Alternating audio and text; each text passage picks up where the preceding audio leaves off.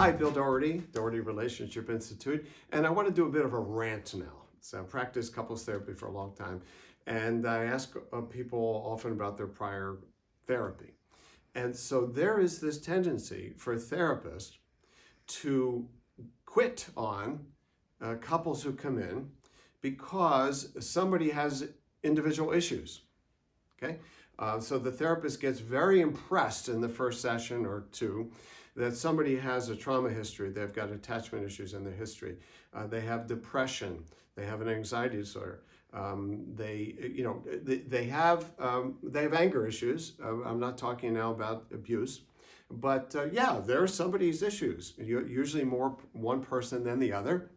And then the therapist says, well, you're not ready to work on your relationship until partner A deals with his or her personal issues, as if they have to get to some bar here that I've decided of personal psychological health before they're able to engage their relationship problems. Well, they're married. We're not talking about two people who are thinking of dating each other.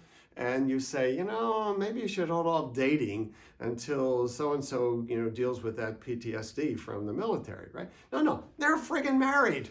And they got kids, they have a house, they got all this stuff going on. And now you're saying, I can't help you as a couple because you have too much impairment, you have too much work to do. And I can't tell you how often that happens. And often the person who came in your door with that impairment, they came to save their marriage. Okay, not to do individual therapy. Now, maybe they need individual, I'm not denying that, but they came for this, and you're saying, no, you're going to have to go and do that which you probably don't want to do. And I've seen many couples fall apart over this. And so I want to say really clearly that if people come for relationship help, for me, there are only a few situations, very rare in my career, in which I would not say, let's do couples therapy. And basically they come down to this: somebody is so impaired they can't participate.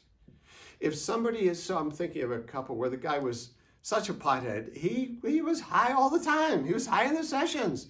How are we going to have a sessions when the guy's high, okay? When somebody, I've had just a handful of these situations, somebody's so profoundly depressed, somebody is in a manic episode, somebody is psychotic, they can't participate. Somebody, borderline personality disorder who is in a flare, in an acute flare, highly vulnerable, such that if their spouse were to say something in the session, they would just they could get suicidal. Here we're talking about an active impairment such that somebody could not function in the room with their spouse with the degree of intensity, even a kind of a moderate intensity of couples therapy. Okay, so no therapy is for everybody, but that is not what we're talking about as the state of the disart out there when therapists often decide that really, I think, okay, here's my rant, the therapist doesn't think they can handle it. They don't think they can handle the relationship problems with somebody having some personal impairment.